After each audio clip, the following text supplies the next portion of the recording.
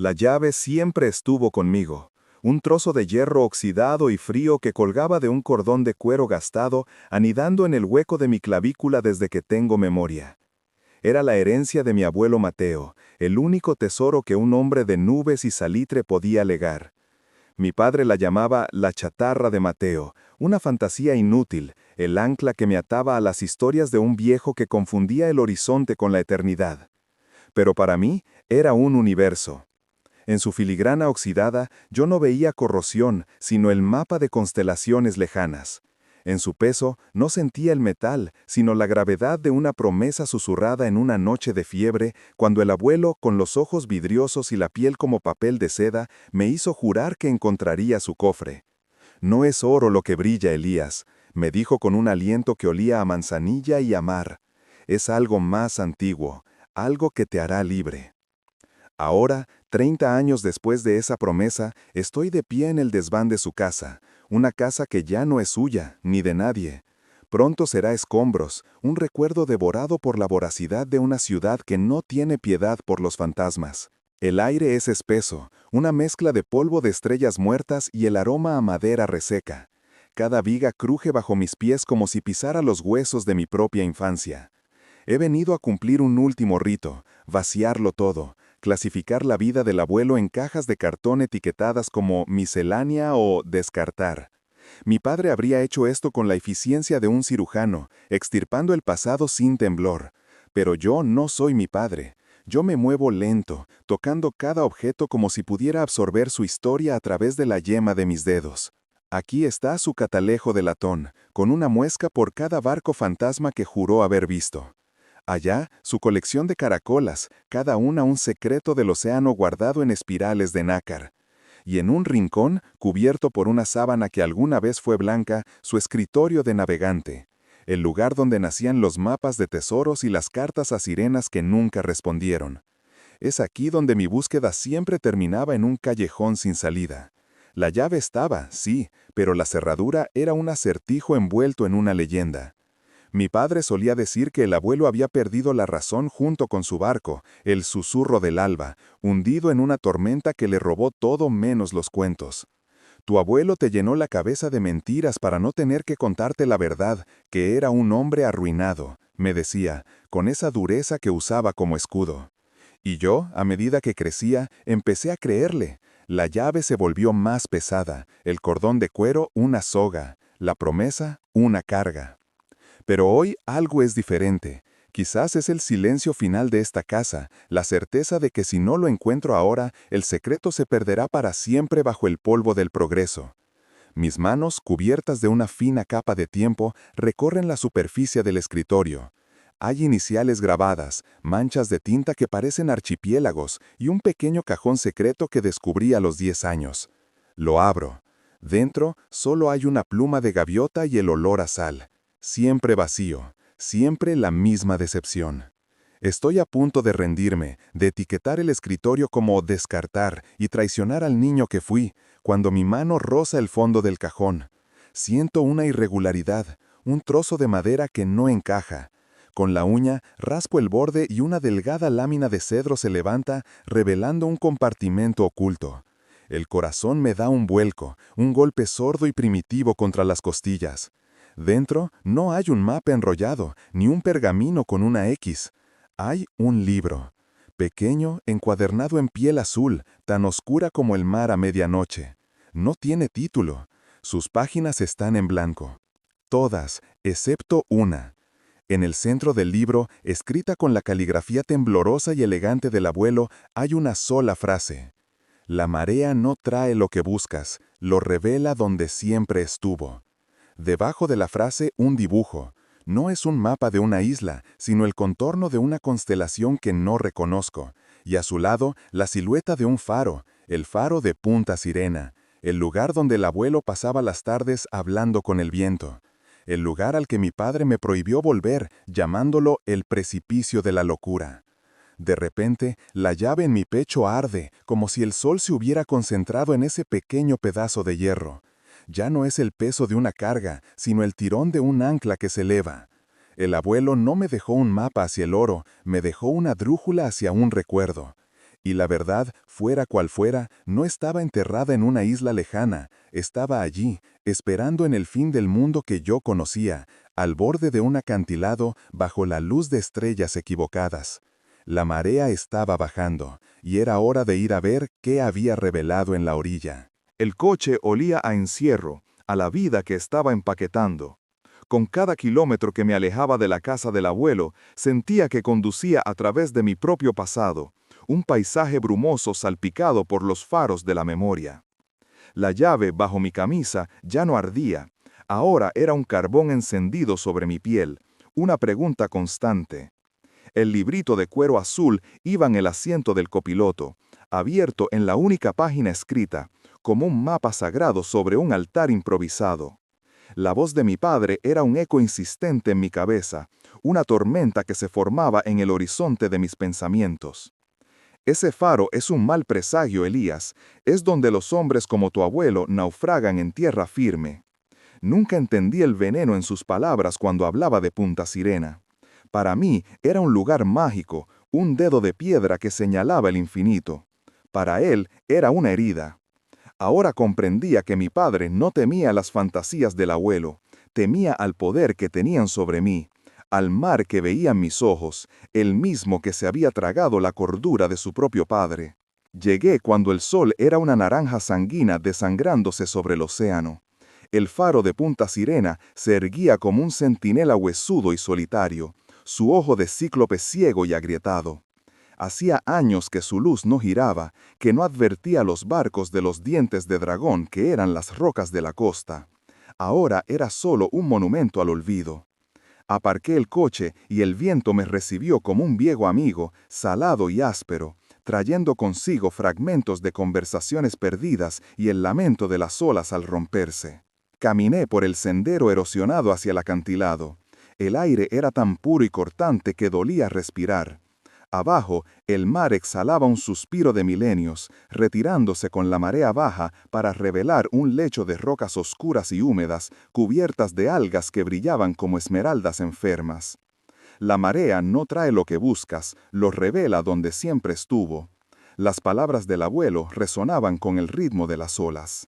Saqué el libro. Miré el dibujo de la constelación y luego al cielo que empezaba a salpicarse con los primeros y tímidos diamantes de la noche. No había nada allí que se pareciera al trazo del abuelo. Eran estrellas ajenas, desconocidas. La frustración, un sabor metálico y familiar, comenzó a subirme por la garganta. ¿Otro juego sin sentido? ¿La última broma de un viejo loco a su nieto crédulo? Fue entonces cuando un recuerdo me golpeó con la fuerza de una ola traicionera. Tenía 8 años. Había escapado de casa para venir aquí, para buscar con el abuelo el nido del albatros fantasma. Mi padre nos encontró al anochecer. No le gritó al abuelo. Su furia, fría y terrible, se centró en mí. Me agarró del brazo con una fuerza que me dejó una marca durante días. Sus ojos no eran de enfado, eran de pánico. «Aquí no, Elías. Este lugar no es para nosotros», me sisió. Y en su voz había una grieta, una fisura por la que se asomaba un dolor antiguo y profundo que yo no podía comprender. Nos arrastró lejos del faro y nunca me permitió volver. Ese recuerdo me ancló al presente. Mi padre no temía una fantasía, temía a un lugar, a este lugar. ¿Por qué? Miré de nuevo el libro y luego a las rocas que la marea había descubierto a mis pies. Y entonces lo vi.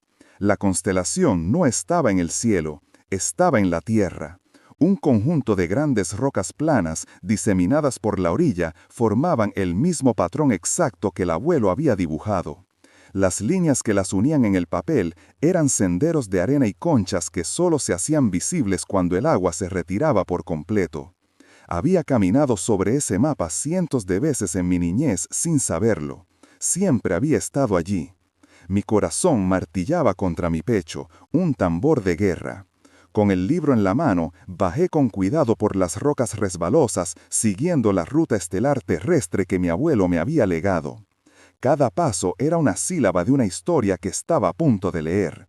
La estrella principal de la constelación, la más grande en el dibujo, correspondía a un peñasco cubierto de percebes con la forma de un león dormido. Rodeé la roca, con el agua helada lamiendo mis tobillos. En su base, oculta por un manto de algas oscuras y pegajosas, había una irregularidad. Aparté la cortina vegetal con manos temblorosas, y allí estaba. No era un cofre de madera podrido, era una pequeña placa de hierro incrustada en la piedra, sellada con el óxido de décadas. Y en el centro de la placa, un orificio, una cerradura, pequeña, discreta, casi devorada por la sal y el tiempo. Me arrodillé en la arena húmeda, ignorando el frío que se filtraba por mis vaqueros. El sonido del mar se desvaneció, el mundo se encogió hasta contener solo esa placa que estaba y allá. La saqué de debajo de mi camisa. El metal oxidado de la llave parecía reconocer el metal oxidado de la cerradura. Eran dos mitades de un mismo secreto, separados por 30 años de silencio. Con un pulso errático, la deslicé en la ranura. Encajó. Encajó como si hubiera sido forjada en ese mismo instante, para ese único propósito. Mis dedos, torpes por la emoción y el frío, giraron la llave del tesoro. Y no escuché el chasquido del oro, sino el chirrido agudo y lastimero de la verdad, que por fin empezaba a abrirse. El chirrido se estiró en el aire frío, un lamento de metal torturado que pareció durar una eternidad. No hubo un clic satisfactorio, no el sonido de un mecanismo que cede. La placa de hierro no se abrió, se hundió apenas 1 centímetro en la roca con un suspiro metálico, como si exhalara un aliento contenido durante 30 años. Por un instante, la decepción me inundó, fría y amarga como el agua del mar. ¿Era eso todo? ¿Un truco? ¿Una pieza suelta en la piedra? Pero entonces la tierra tembló bajo mis rodillas. Un gruñido sordo y profundo, el sonido de piedra moliendo contra piedra, vibró a través de la arena. A la derecha de la placa, un trozo del peñasco, grande como una lápida, comenzó a deslizarse hacia adentro, revelando una cavidad oscura y húmeda que olía a salmuera y a secretos. El corazón se me detuvo. No era un cofre. El abuelo había convertido la propia roca en la caja fuerte. Mis manos, torpes y temblorosas, buscaron a tientas en la oscuridad del hueco. Mis dedos rozaron algo frío, rectangular y áspero por la corrosión. Lo saqué a la luz moribunda del crepúsculo. Era una pequeña caja de hojalata, de las que antes guardaban galletas o tabaco, sellada con una gruesa capa de cera y marcada por las cicatrices del tiempo y la marea. No era pesada. El tesoro, si lo había, no podía ser oro. Me senté en la arena mojada, con la caja sobre mi regazo. Por un momento no quise abrirla. En su interior estaba el final del misterio, el punto final de la historia que me había contado a mí mismo toda la vida. Abrirla era despertar de un sueño de 30 años. Con la punta de la llave rasqué la cera endurecida hasta que el sello se rompió. La tapa cedió con un gemido metálico. Dentro no había doblones, ni joyas, ni mapas a reinos perdidos. Dentro había un puñado de silencios. Lo primero que vi fue un pequeño pájaro de madera, un charrán tallado con una sencillez conmovedora. Su madera estaba pulida y suave, desgastada por el roce de un pulgar que lo había acariciado miles de veces. A su lado, una perla irregular, lechosa y sin brillo, como una lágrima de ostra solidificada. Y debajo de todo, un medallón de plata, ennegrecido por el tiempo. Lo abrí con la uña. Dentro, protegido por un diminuto cristal, estaba el retrato en miniatura de una niña. Tendría unos 10 años, con el pelo oscuro y revuelto por el viento, y unos ojos que eran el eco exacto de los de mi abuelo, pero con una luz de desafío y alegría que yo nunca llegué a ver en él. Era un rostro desconocido, una fantasma familiar.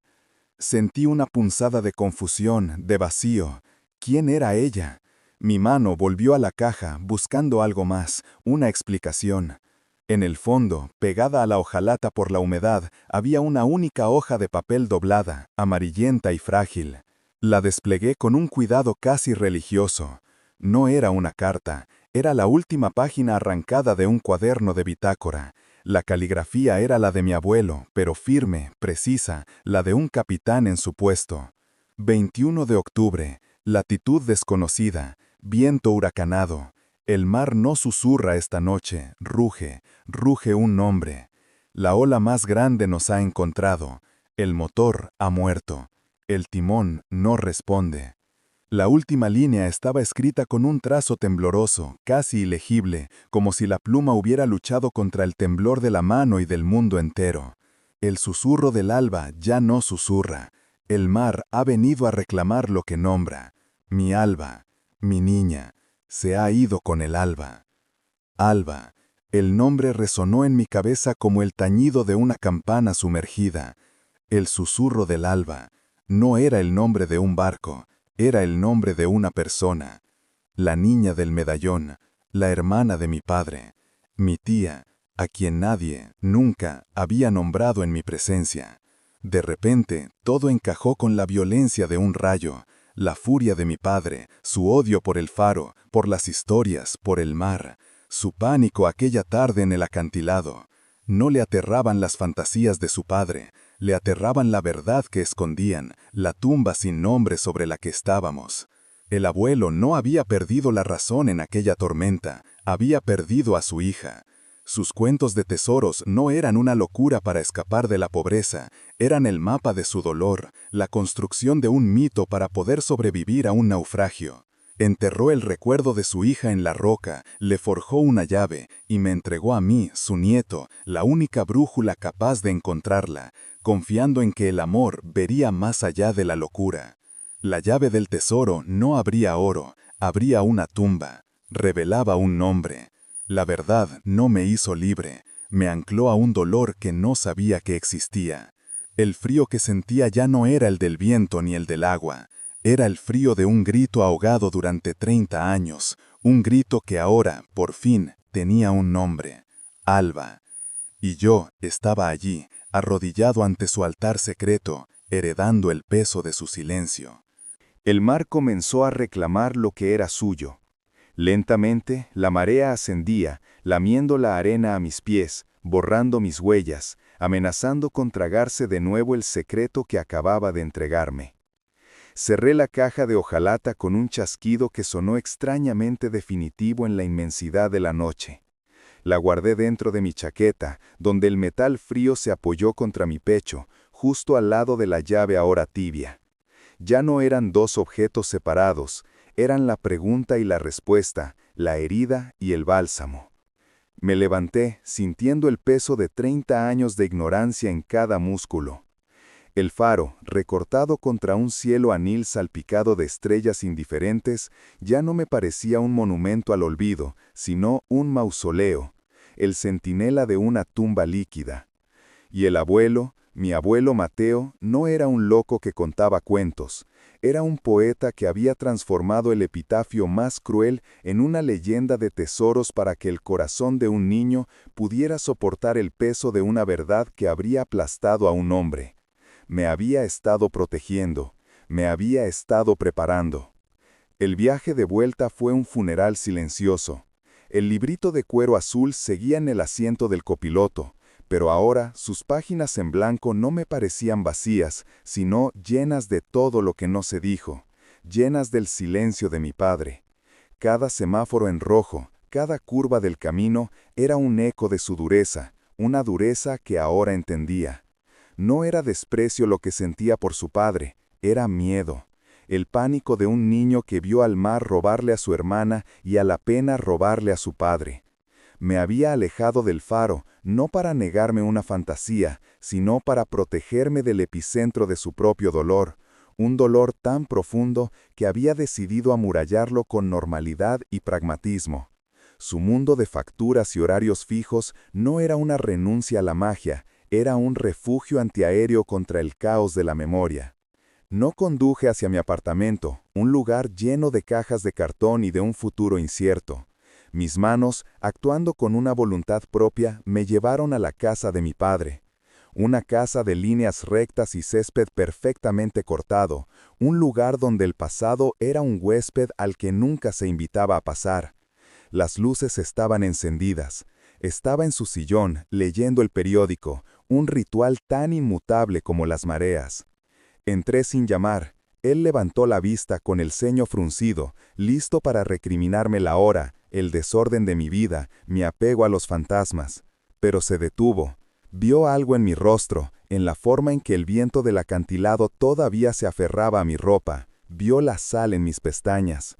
¿Dónde estabas?, preguntó, y su voz no era dura, sino extrañamente frágil. Fui a Punta Sirena, dije, y las palabras parecieron absorber todo el aire de la habitación. Su rostro se convirtió en una máscara de cera. El periódico resbaló de sus manos y cayó al suelo, desparramando noticias de un mundo que de repente parecía trivial e insignificante. No me acerqué, simplemente saqué la caja de hojalata de mi chaqueta y la puse sobre la mesita de centro, entre una pila ordenada de revistas y un posavasos impoluto. El óxido de la caja era una ofensa contra la pulcritud de la sala. Él la migó como si fuera una serpiente. La llave funcionó, dije, en un susurro, la encontré. Sus ojos, los mismos ojos grises del abuelo, pero sin rastro de tormentas, se clavaron en la caja. Con un movimiento lento, casi artrítico, se inclinó y la abrió. Sus dedos, acostumbrados a la certeza de las herramientas y los números, temblaron al rozar el charrán de madera. Lo levantó y vi cómo su pulgar encontraba instintivamente el surco desgastado que otro pulgar había dejado hace tanto tiempo. Luego vio el medallón, lo abrió, y el muro se vino abajo. La dureza de mi padre no era una roca, era una delgada capa de hielo sobre un océano de pena, y acababa de romperse. No gritó, no sollozó, simplemente se quedó mirando el rostro de la niña, y un único y silencioso río comenzó a trazar un mapa en la geografía de su mejilla. Una lágrima solitaria por 30 años de silencio. Alba, murmuró, y el nombre, por fin pronunciado, no fue un lamento, sino una exhalación. El aliento que había estado conteniendo desde que era un niño en un muelle, esperando un barco que nunca volvería. Levantó la vista y me miró, y por primera vez en mi vida no vi a mi padre, el crítico, el hombre práctico. Vi al hermano mayor que había perdido a su compañera de juegos. Vi al niño que el abuelo Mateo, en su propio naufragio de dolor, no había sabido consolar. Y en sus ojos vi un perdón, no para mí, ni para el abuelo, un perdón para sí mismo. Y por primera vez en 30 años, el nombre de Alba flotó en el aire entre nosotros, no como un fantasma, sino como una bendición. El silencio que siguió no fue vacío. Estaba lleno de fantasmas que por fin tenían permiso para sentarse con nosotros. Lleno de olas rompiendo en una costa lejana, de la risa de una niña que nunca conocí, del crujido de un barco hundiéndose bajo un cielo furioso. Mi padre no apartó la vista del pequeño rostro en el medallón. Era como si estuviera bebiendo de una fuente después de 30 años de sed. Ella lo talló, dijo al fin, su voz un murmullo ronco, mientras su pulgar seguía acariciando el pájaro de madera. El charrán era su pájaro favorito. Decía que eran almas de marineros que volvían a casa. Pasó todo un invierno dándole forma con la navaja del abuelo. Quería regalárselo el día de su cumpleaños. Hablaba sin mirarme, como si le estuviera contando la historia a la propia habitación, a los muebles que habían sido testigos mudos de su silencio. El abuelo nunca fue el mismo Elías.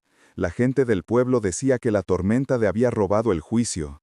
No fue la tormenta, fue el silencio que vino después. El mar no le devolvió nada, ni un trozo de madera, ni una vela rota, nada, solo un silencio inmenso. Y él intentó llenarlo con cuentos, con mapas de tesoros, con sirenas, porque la verdad era un abismo demasiado grande. Hizo una pausa, tragando saliva con dificultad. Yo era solo un niño. Vi cómo mi padre se desvanecía en sus propias historias y le tuve miedo, le odié por ello. Odié que me dejara solo con la realidad mientras él navegaba por mares de fantasía.